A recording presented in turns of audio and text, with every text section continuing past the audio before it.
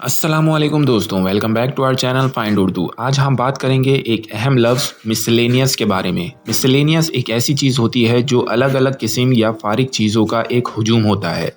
Miscellaneous का मतलब है मुख्तलिफ या अलग अलग किस्म की चीज़ों का एक साथ होना। इसमें कई तरह की चीज़ें शामिल हो सकती हैं जो अलग अलग कैटेगरी में नहीं आती, लेकिन एक साथ जमा होती हैं। मिसाल के तौर पर अगर किसी दुकान में मिसलेनियस आइटम बेची जा रही हैं तो वहाँ अलग अलग किस्म के सामान मौजूद होंगे, जैसे कि स्टेशनरी, गिफ्ट्स और किचन एसेसरीज। दूसरी मिसाल देखते हैं। अगर आप किसी बॉक्स में अपने मिसलेनियस बिलोंगिंग्स रखते हैं तो वो बॉक्स अलग अलग किस्म की चीज़ों से भर जाता है, जैसे कि बुक्स, पेन्स और स्मॉल टॉयज़। अब कुछ सेंटेंसेस के ज़रिए इसको समझते हैं।